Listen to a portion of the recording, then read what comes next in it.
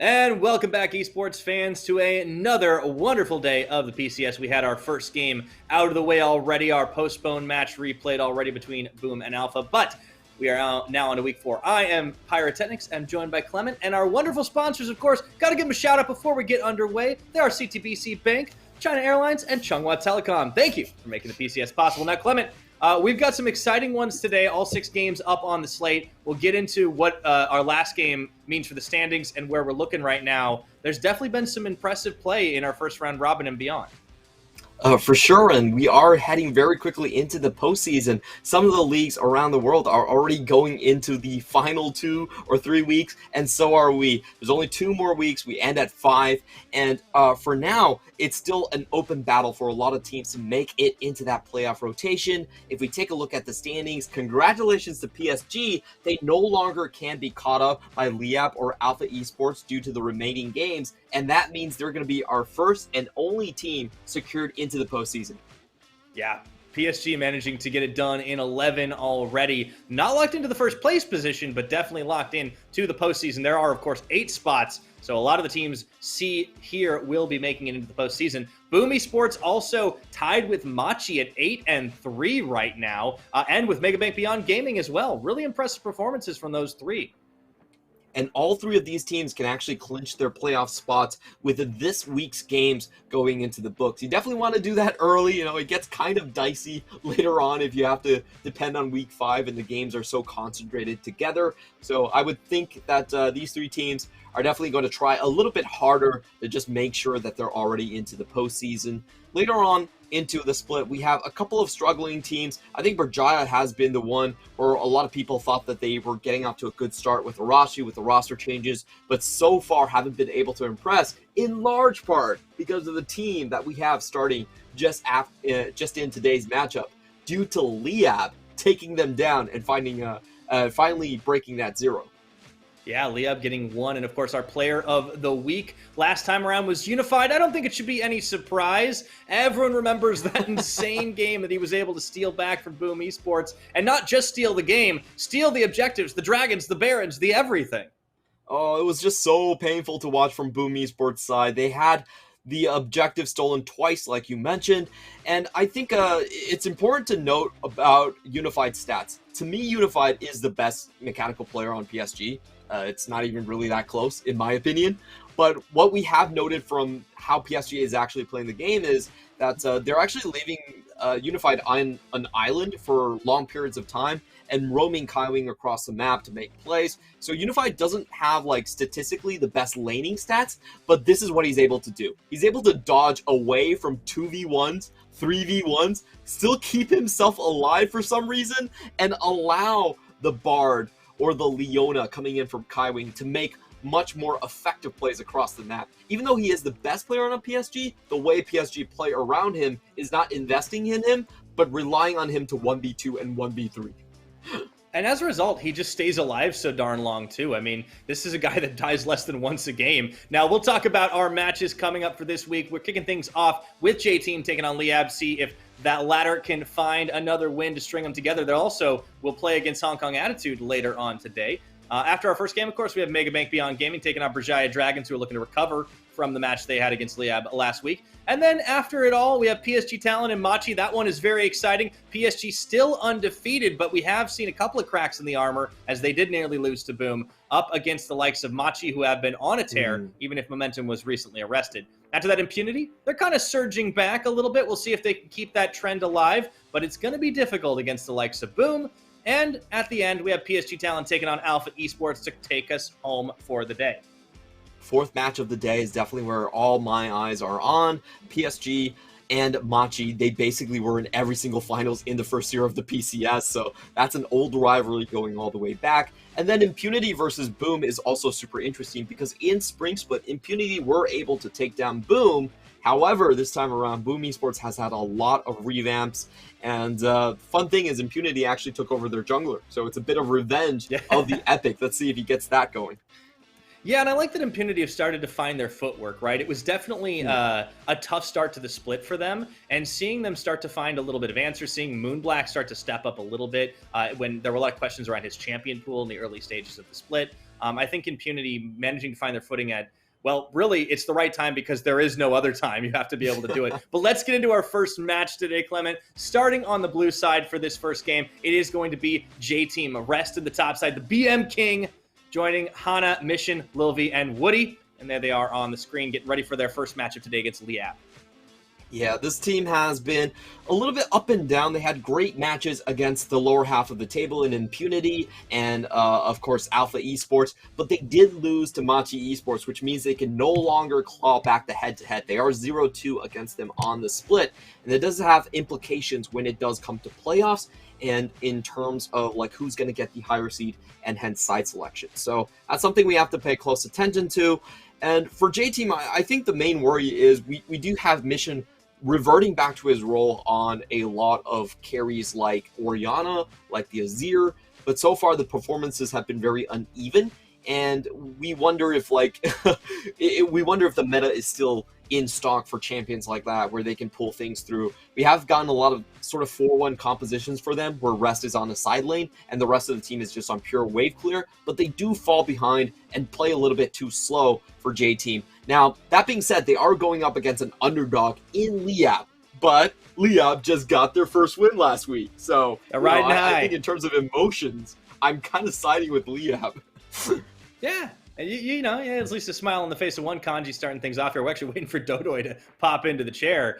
And speaking of Dodoy, was really the hero of the hour on that Diana. Stepped up to really carry the team to victory. But things were just kind of starting to come together here for this team. I'm curious to see if they can make it happen again. It won't be easy against somebody like a J-Team, but we will find out. And our head-to-head matchup is going to be that mid lane, Xyliath and Mission. As you mentioned, Mission kind of reverting to some of those more control-oriented champions, the Orianna. If that is going to work out for them, I don't know. It's not necessarily been all that well received thus far. But Xyliath has had a bit of up and down performance himself. Yeah, I think Xyliath only showcased great synergy when he was on the Yasuo and Diana composition, which they beat Berjaya with. Very great to see them starting to show up a little bit, and you can see that Xyliath is more of a backline focused sort of carry. He's more assassin in terms of his temperament.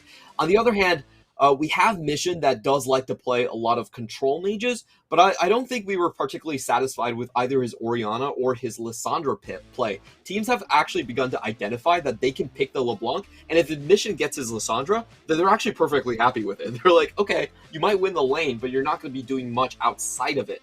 And that always has been sort of the criticism toward Mission. He's great in laning phase, always is going to come out ahead, but whether or not he can transfer that into actual leads into team fights versus the top caliber teams has always been a little bit of a question. So I think this is kind of where we're going to see the teams be going for. I do expect Liyab to draft pretty aggressively in the mid jungle, and I think that's actually a great strategy. If you put Mission onto something like a Lissandra, you're fairly happy. And well, the ban does come in for the LeBlanc. I was going to say Liyab are actually like one of the teams that they very rarely pick that LeBlanc. When they have, it was Kanji mid lane that actually did it. Xyliath hasn't actually played it this split, so they opt to ban it away instead. But maybe they start to ban away some of these other champions in the Mission pool and try to force them onto those control mages, recognizing maybe they can play a little more aggressively and not be punished by it. Bans rounding out, the Olaf and the Xin Zhao are going to be banned away. Olaf, another champion that gets removed from a couple of players here in the PCS. Dodoy is certainly one of them. That does leave the Lee Sin up for Hana. Ooh. So we'll get his hands on that champion. This is probably Hana's best champion this split. We think of Hana as more of a utility jungler, but when he is on Lee Sin, he can carry extremely proficiently. We had that MVP game coming out from him, 10 plus kills going into it. So this also opens up J-Team to draft pretty aggressively in terms of the mid lane. And one of the champions I think has been left open in this draft has been that Lucian. Kanji plays it, and it has been Mission's strongest just laning champion overall. So we do have to pay attention if that's going to be the pick for them. If you draft the Lucian, you can play double physical. It doesn't really matter because you're going to try to win early anyway. So that's definitely open on the side for J-Team. On the other end for the draft, I do like this taking away of Diana. If you have Liyab on a roll with Yasuo and Diana, just take away the Diana, make sure they don't get comfort. Like that strategy coming out from J-Team. Yeah, not giving the opportunity to get the carry going once again Liyab will lock in their support on the first rotation. It does look like the Nautilus comes in here, and for J-Team's side, Ziggs does seem to be the bot lane pick du jour, and that's going to come in again. Had that one earlier today. Now LYB will get his 4th debut on it. Yeah, LYB does love his Ziggs. So far, I think we had a couple of times where his Ziggs was able to 1v2 in the laning phase itself. He plays with range really well, but this is one of those picks where J-Team does tend to play a little bit slower. I like that they're not going for the Tahm Kench, instead going for the Leona, giving themselves a lot more opportunity to actually snowball. This is a much more aggressive champion pick into the matchup. And this is the dichotomy of J-Team. When they're playing against the lower tier teams, they actually play super aggressive, very assertive, and they hunt for kills. And I think that's the better version of J-Team. But when they go against the top half of the bracket, they do tend to play much slower, much more conservative. So I like that J-Team, what we're drafting so far, even though the Ziggs is on one track, the other two champions at least are going for early aggression. And then we see the Lucian respect band coming out from Liyab. Yeah. Liyab also locking in the Orianna as a takeaway question mark from Mission. I mean, they are setting themselves up for a ball delivery composition, but now they might be in some trouble with regards to how they can execute and what they can get done in a meta that doesn't necessarily favor this type of champion.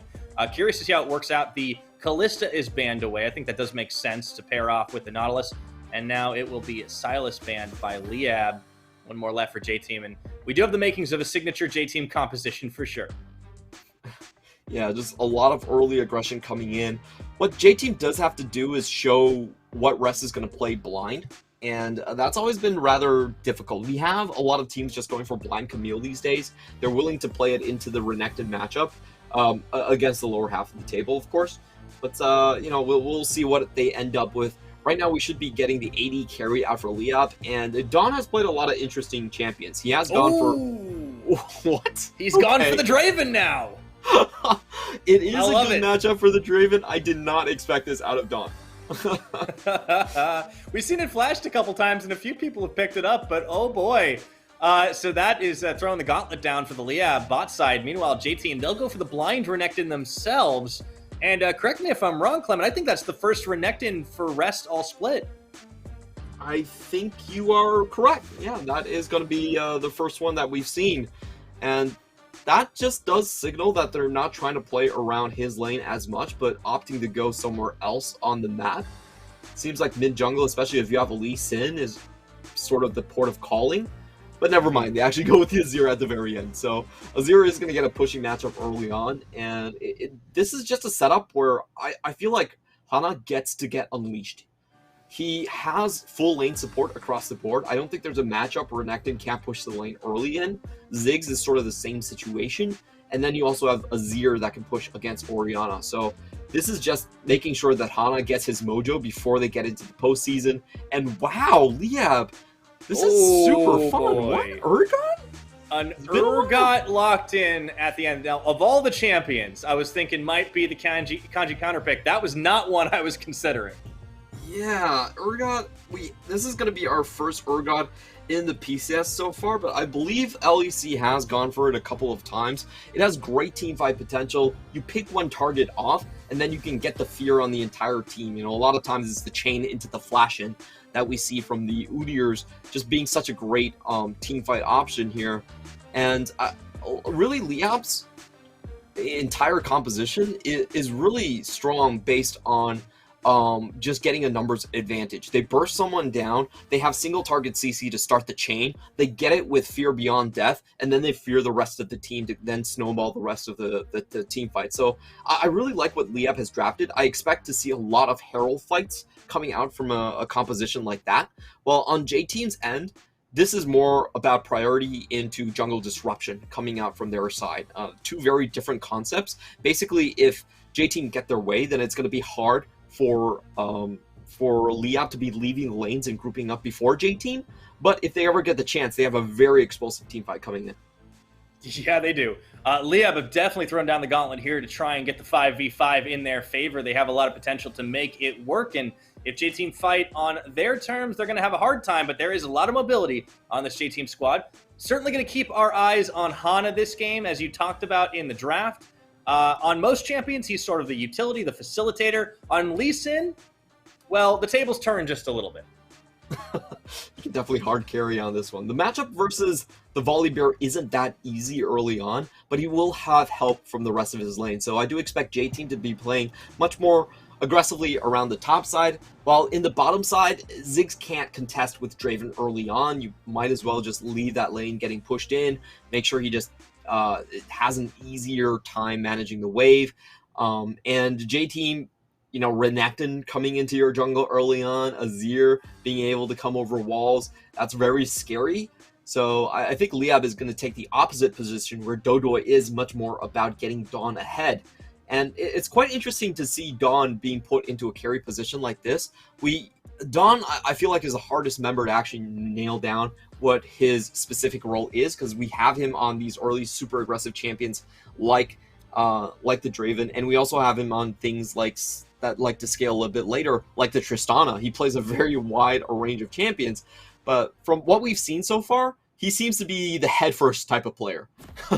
If he sees a gank coming, his usual decision-making process is, I'm going to try and trade one off here.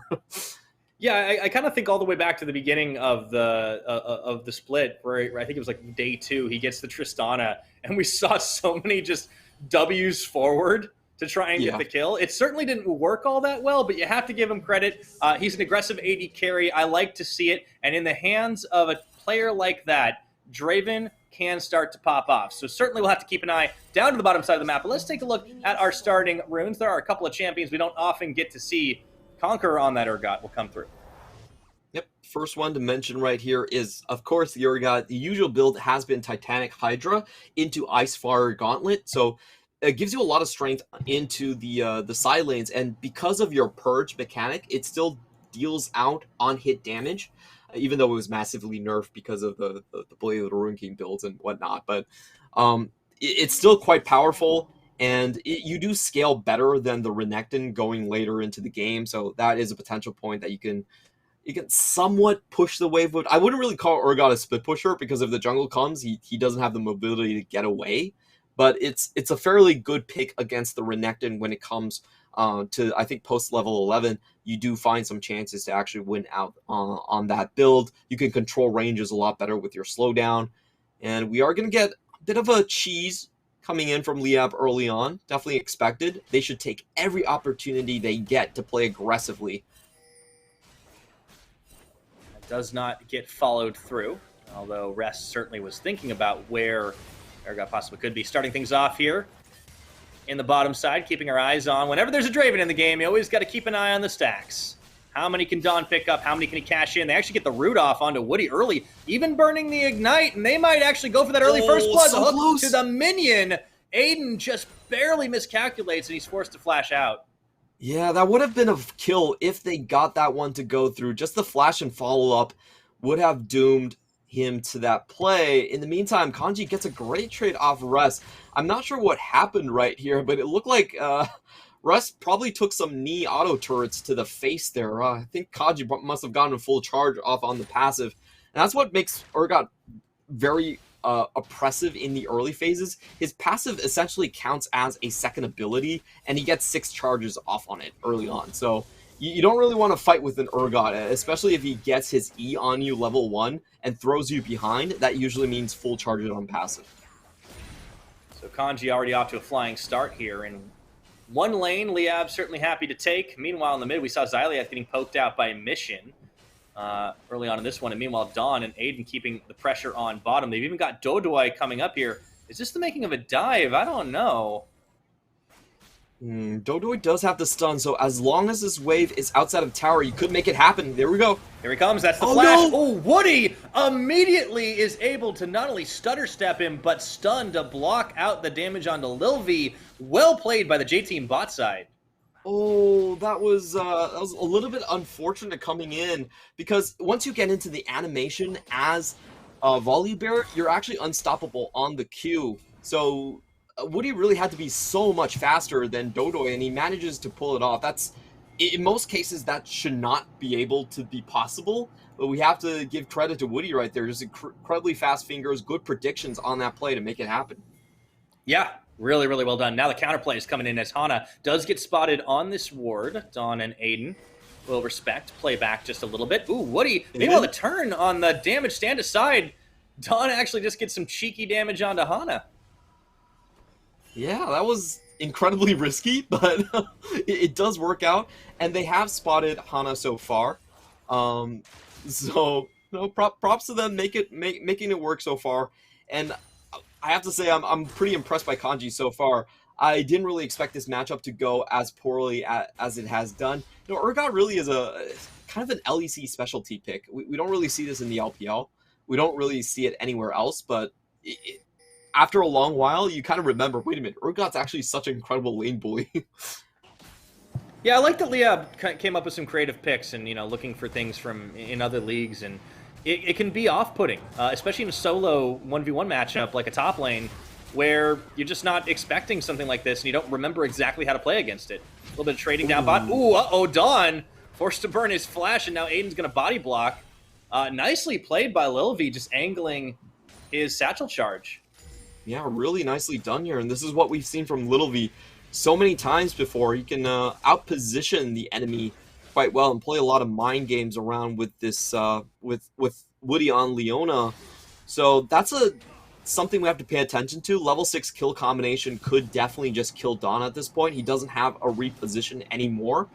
And with a little bit from Hana, I think that's a great objective for J-Team to now play around. Yeah, Hana got spotted last time around, but won't be as easy. Now there's wards on the J-Team side in that river brush instead. No first blood just yet in this game, but not for lack of trying.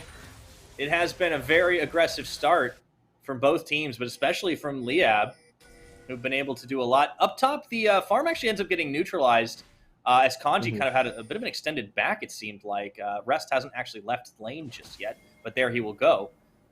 Hana, not going to spot Aiden on that roam. Yeah, it seemed like both teams were interested in sniffing out, but didn't find anything. Yeah, Aiden just coming around and going into the river, making sure that his bottom lane isn't going to get cut behind. And so far, J-Team doing a really good job at warding up the enemy team, but they are spotted right here. The ward there on their own side of the jungle wasn't cleared.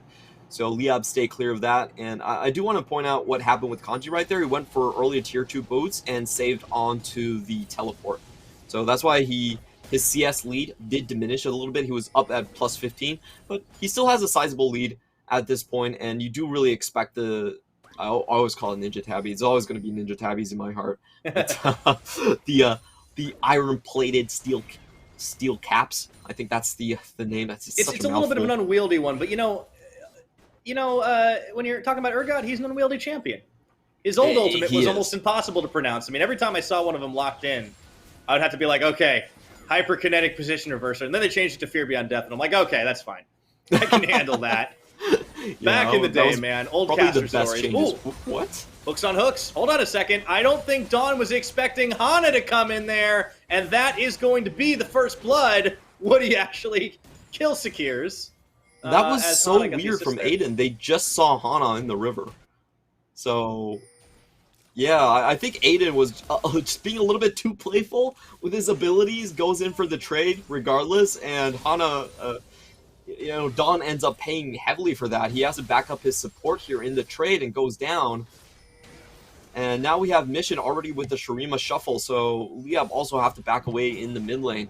It's kind of just very odd play coming into that one. Definitely not a fight that you expected Liyab to be willing to handshake. Well, and it seems like that's another one of those instances of Dawn going in when he really shouldn't have. Sometimes the questionable decision-making because he just has a lot of confidence in himself, perhaps. But I don't know how much confidence you need to take a 2v3. It just never seems like a good call. Yeah, I actually don't blame Dawn there. I think it's more Aiden's problem for just going in. That's true. Like if your support's going in, and he doesn't have a gap closer. you pretty much have to commit there and back him up. So it was just kind of weird play, and it strings really nicely into J Team's side of the map. They get the easy pick off onto Dom before either of his summoners are up, and then they move into a very quick Herald play as well. And as we mentioned in the drafting phase, this is where Liyab should be looking for most of their kills and most of their just potential to get resets with the not really resets, but large benefits out of getting kills, especially with the adoration stacks on Dawn and with Kanji's Fear Beyond Death giving them extra crowd control. But unfortunately, because of that bot lane mishap, they're not able to get any of these fights early on. And we do have to point out that J Team has a much stronger scaling composition. You have the Azir and you have the Ziggs. So long-range artillery barrages going down onto champions like Orianna and Draven that don't have a lot of mobility. That should favor J Team when it's post 30 minutes. For the time being, still favoring them well enough in this game with that 1 kill in the books already. But Liyab, I think the biggest advantage they really have is the top side right now. The question I'm kind of asking myself here is, what are they going to try and do with it? If anything, do they try and get the dives up top and just put rest on the back foot? That Renekton will eventually fall off because he's not the main threat of this team. As you mentioned, it's all about LYB, it's all about mission. Yeah, I think Renekton is just there to be a massive tank in the front line this time around for J Team. A very comfortable type of draft for J Team where they have a lot of options to just sit back on. I thought they were going to play much more aggressively on the top side, but I just underestimated how strong Urgot actually is. It's been a long time since I've seen Urgot, and now I know why the LEC picks it so much. Like, that's the thing about the LEC. They have a lot of interesting champion picks that just catch you off guard and nobody else plays. Oh yeah, man. Still doing it. Rift Herald popped on the bottom side. Woody and LYB going to be moving the charge in. Dodoy actually is keen on maybe making this a 3v3, but Dawn is already out of this fight, has to spend the Whirling Death just to try and dissuade the dive on the tower, but that is almost already gone. Hana catches Dodoy on the Sonic Wave, opts not to follow onto that one. Dawn just gets chunked out again. Great Mega Inferno Bomb from LYB, and that's going to be first tower. Yeah, very unfortunate coming in from J Team. For Liyab, J Team just playing incredibly tight and always punishing from that one mistake. Now Dodoy finally gets a stun off. Yeah, Woody, though, does turn around on that ultimate. Meanwhile, it just becomes a brawl over at the Dragon Pit mission. Going to be opening up the casualties here as LYB running away. Manages to escape, but Hana is now caught up, and there's going to be the Shurima shuffle to push back. Aiden not able to clear the wall in time. It means a double kill for mission. Great find from Aiden. Actually nearly killed LYB. He's one dragon hit away from going down, but it doesn't end up happening, and Liyab, they find themselves in a fight where it's essentially a 4v3, so they didn't get the initial pick off. That was a bit unfortunate right here, and once they had to overchase for the trade, this does go into favor of J Team, but I will say that Liyab has opened up their chances in the next team fight because, number one, the drink didn't go down, and number two, they got LYB summoners there, so, it's not a complete loss, but for now, still in favor of J Team.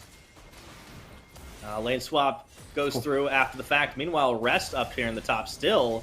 Looks like we got ourselves a little bit of a skirmish on our hands, but I think Rest sensed that one coming, and he tries, actually flashes away. Aiden now is able to go through here as Woody body blocks for the rest of his squad. Goes gold as the teleport is going to be followed through. Dominus on for Rest, and the Mega Inferno Bomb lands onto 2. Stormbringer, Dodoy, and Aiden looking real tasty for that Azir right now. Do they have the damage? The Whirling Death comes through mission, and Woody backing away, and it's just a lot of this for that. Damage doesn't quite land where J Team needed. He gets it!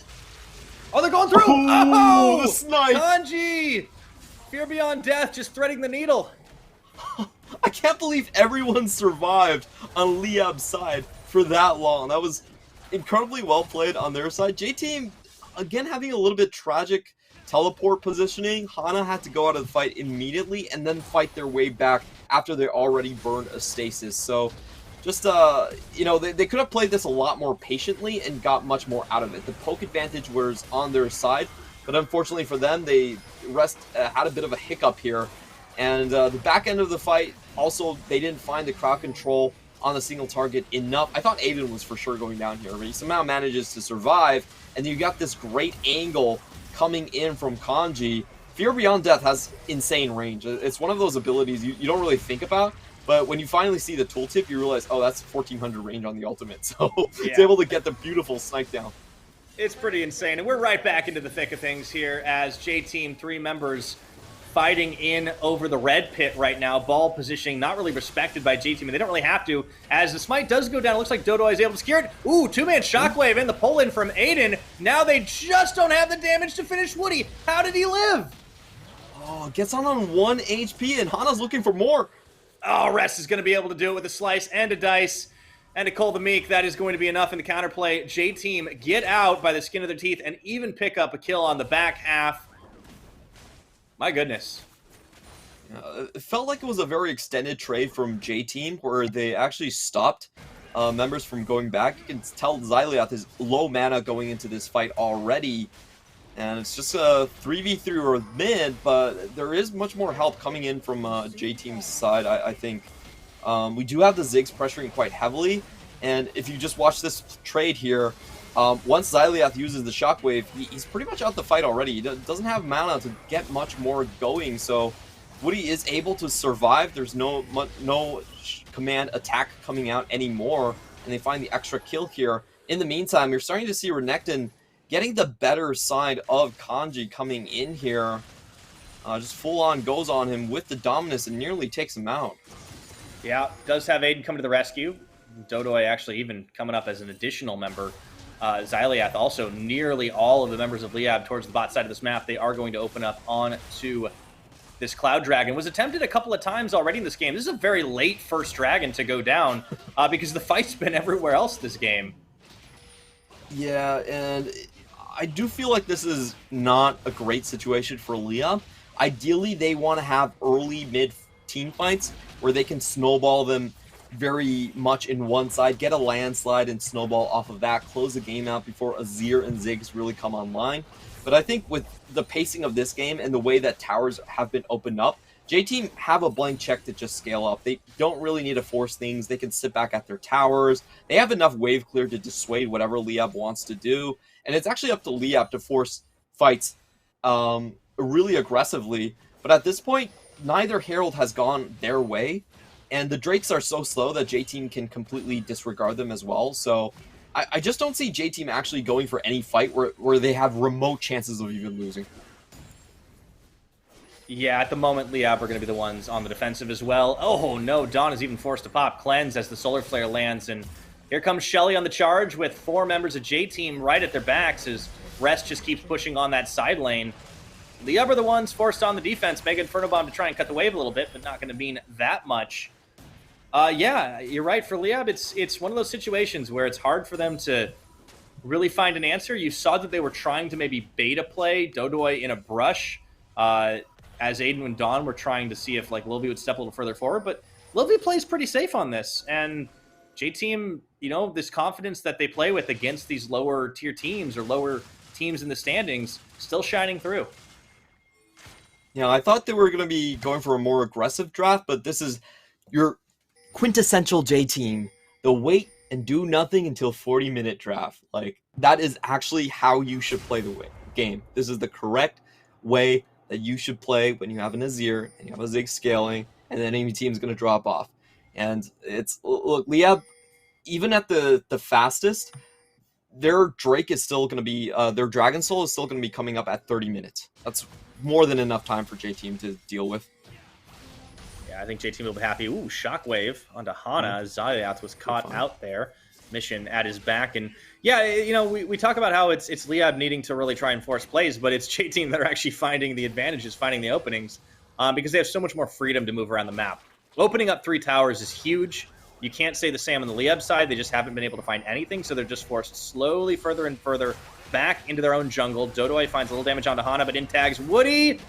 Another defensive volley bear ultimate. You hate to see it if you're a Liyab fan. Oh, and Rest around the backside, just setting up for the team. It turns out to be a 1-for-1 so far. They can keep on pushing. Beautiful collapse coming in from J-Team. Very reminiscent to the game that we saw earlier. Both solo laners from Liyab dealing with their respective side lanes. J-Team goes for the 5-man wrap.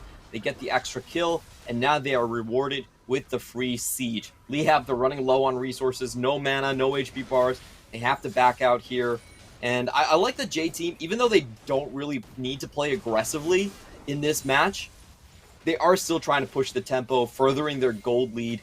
And you know, this is sort of interesting when this happens, but when a team is ahead enough, sometimes they will go for early Barons, and that also kind of gives Liyab a chance to come back into the game. I didn't really think that engage was going to happen, so I'm just going to talk through it. Yeah. Even though we had the Clearly went the other direction. If he'd have gone to try and cut him off, maybe something different happens. Yeah, I agree with you on that one.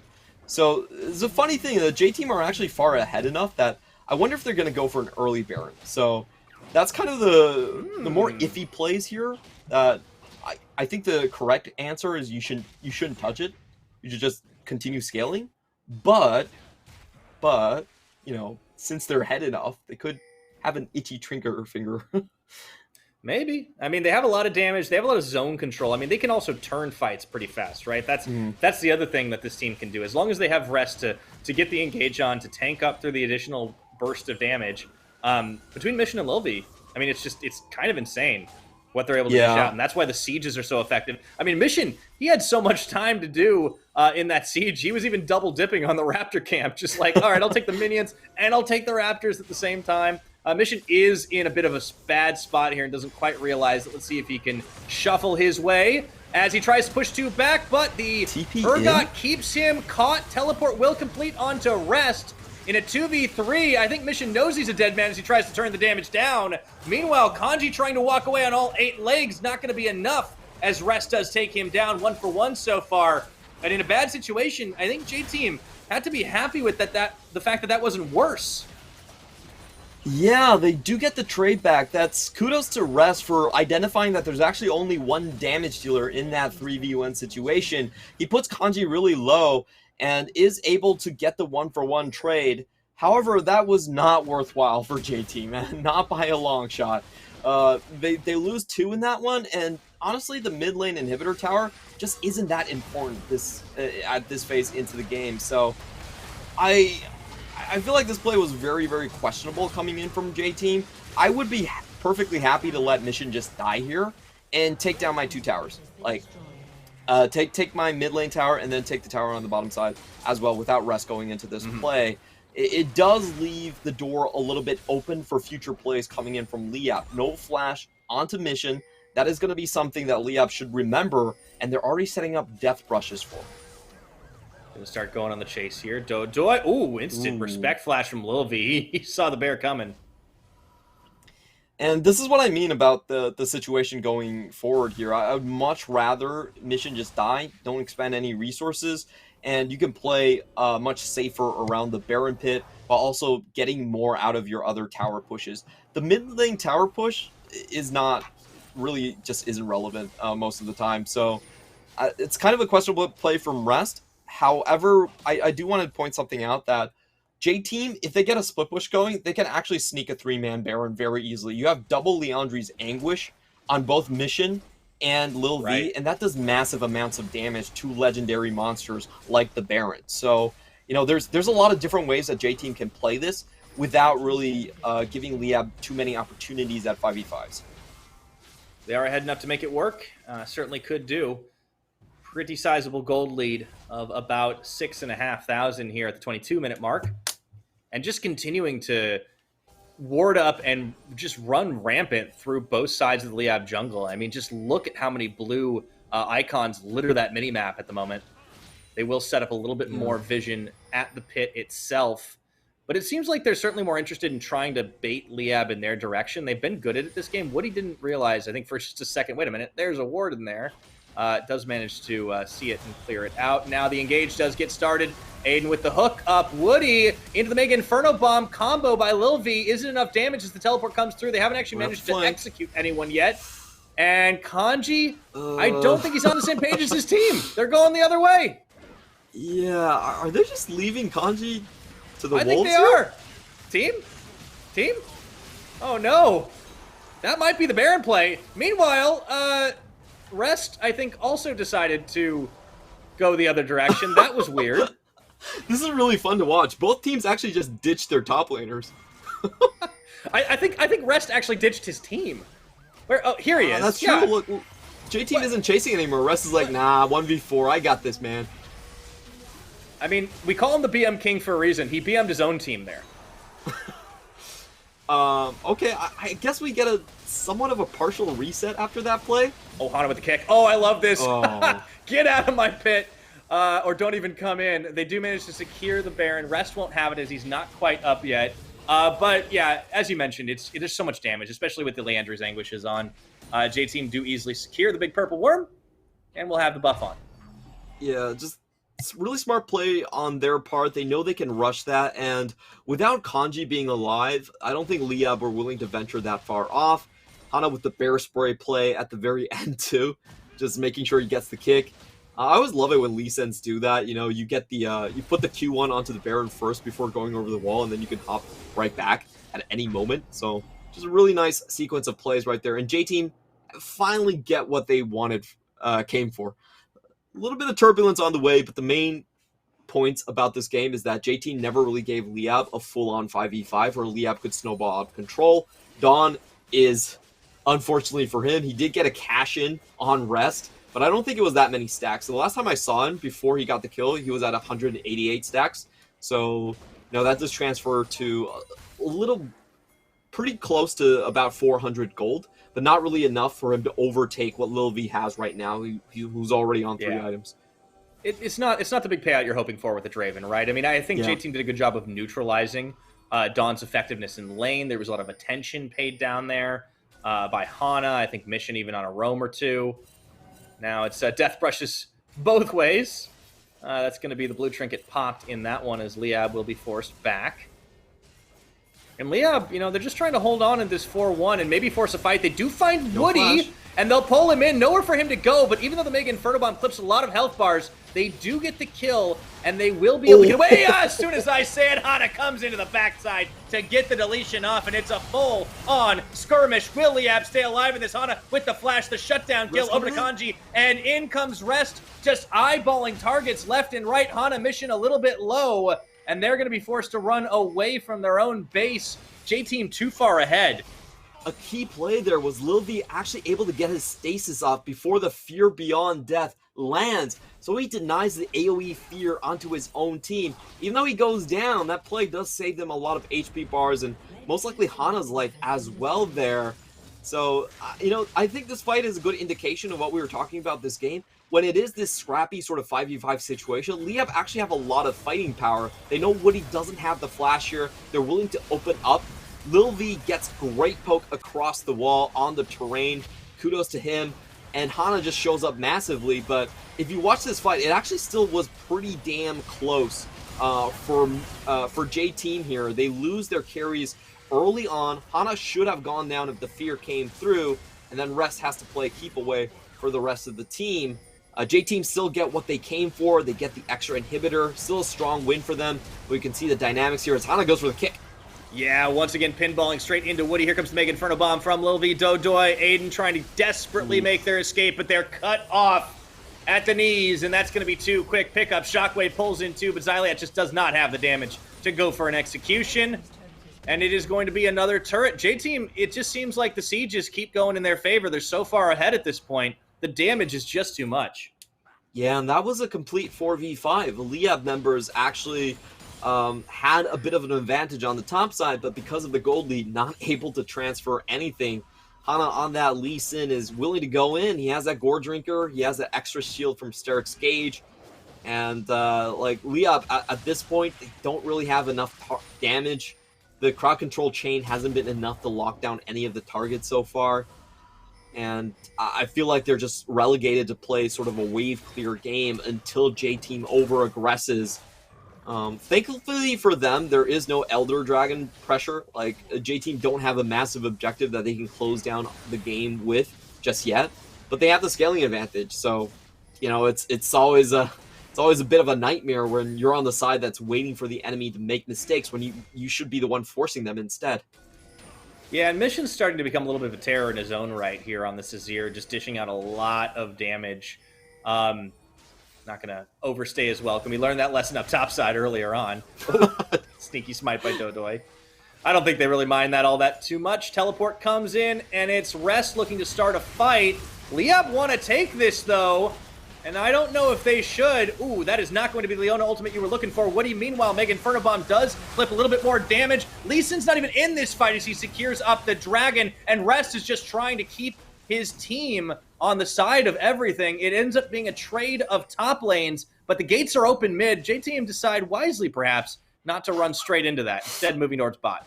That was the most Rest teleport I've ever seen. His jungler is clearly not going to show up in the fight. He just says, nah, I don't care, I'm tanky enough. Goes in 1v3, even gets the 1-for-1 trade-off anyway.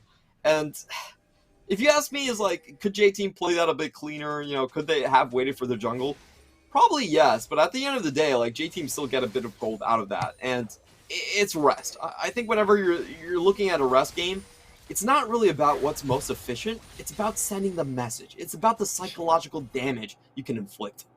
And he talk about damage. I think he knows he's going to be going deep into the backside as he picks up a Guardian Angel. Kanji now we got to teleport.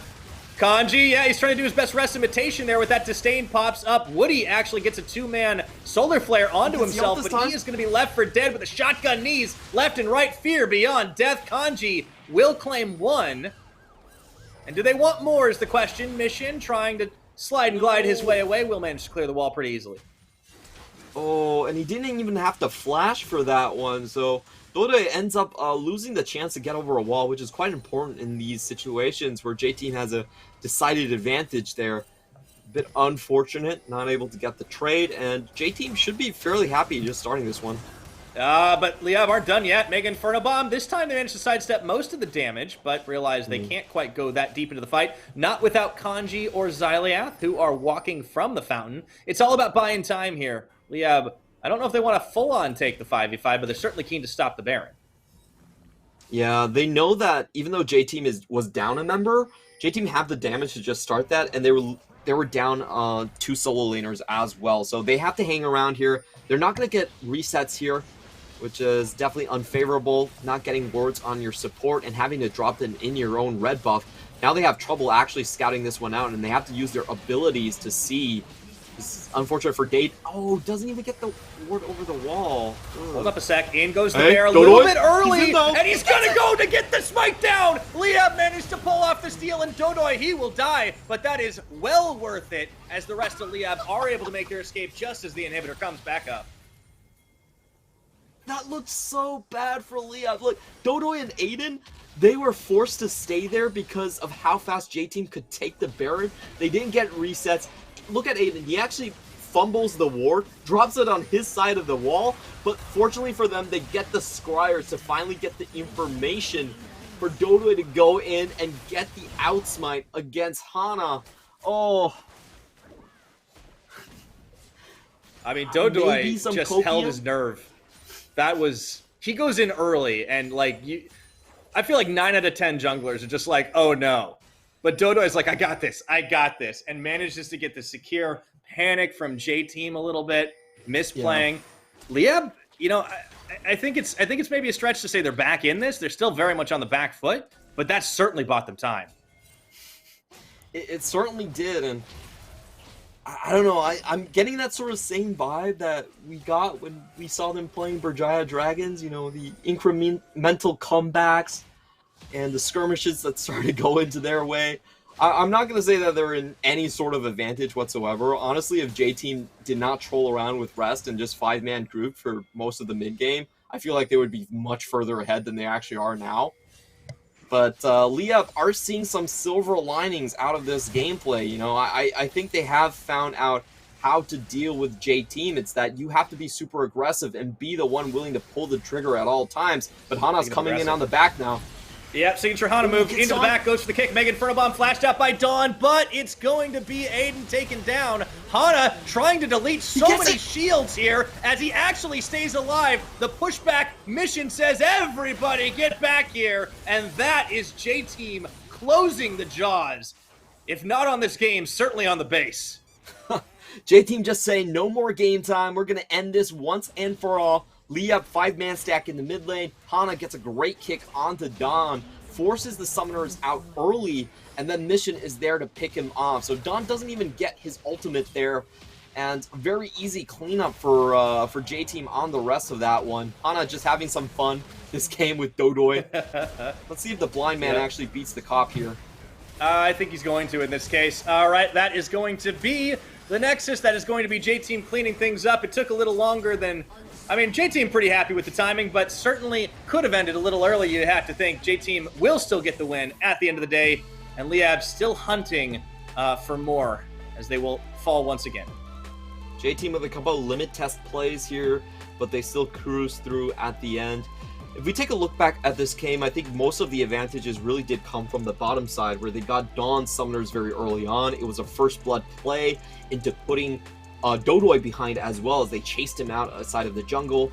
Then they snowballed that into an early Herald, back into a first tower, and then you have Ziggs across the map, switching up lanes and just taking towers with the satchel charge. So honestly, I think this is a pretty good game from J-Team's side. It showcased their potential to snowball off of a single mistake and to bring that across the entire map.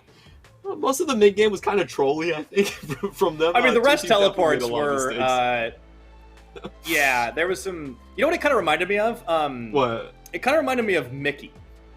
Like, the teleports deep. I mean, Mickey's a mid laner, but like, when he would do those, like, crazy, like Lulu teleports into the backline and try and dive in. I guess it makes a little more sense when you're a Renekton. But clearly, Rest wanted to play when his jungler, or at least when some of his team wasn't involved. But they still managed to pull the win off, and I think everybody had a good time on the J-Team side, it seems. I have to concur there. I will say that recently, Rest has been going for 1v4s quite often when his team is massively ahead. Like, this is not us calling him out for like a bad day. We're pretty sure that he consciously does. Oh, it's on brand. It's absolutely on brand. He's the guy that spams the emotes. He's the guy that goes into the backlining. Rest is somebody who plays with a lot of confidence. And limit testing is certainly the right word. I think he's not trolling entirely. He's not feeding his face off. He's ahead.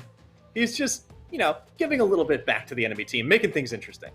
Yeah, and I always love players like that. I feel like it's really drab when you play, like, quote-unquote 100% perfect League of Legends and there's no comeback potential. You stay safe the entire time. I like the LPL mentality where you try to outplay your opponent because you know you're a better player and you have to showcase gotta make the highlight reels, man. Mechanics. Exactly. Yeah. No, I did like what Liyab did this game, though. I really like the composition. It's, Dawn got a little bit neutralized, wasn't able to cash in more than once on the Adoration stacks, and it wasn't a huge one. I liked Kanji's Urgot pick. I mean, very creative composition coming out of Liyab. I still feel like the Orianna doesn't quite fit. It seemed like it was like this takeaway from Mission, but like, why prioritize it? Yeah. I don't know. I think Xyliath always seemed like it was It did feel that way, and I felt like overall Liyab, they were lacking engaged to start their Drake's fights. But going on to this game, the MVP does go over to Lil V. As we talked about before, I think most of it did come out from the fact that how strong Lil V and Woody were actually in the laning phase, getting early summoners, snowballing the first tower, and then using Satchel Charge to further their map trades across the map. So, I think we're seeing Ziggs really pop out as the standout pick in terms of the bottom lane. Unified is insta-locking this. Lil V is insta-locking this. I expect this pick to be almost I would just outright and say 100% precedence in week 4. Yeah, I mean, showing up pretty big, showing up pretty strong, and excited to see more of that. Congratulations to J-Team. We are now going to go on a quick break, but don't go anywhere. When we return, more of the PCS week 4.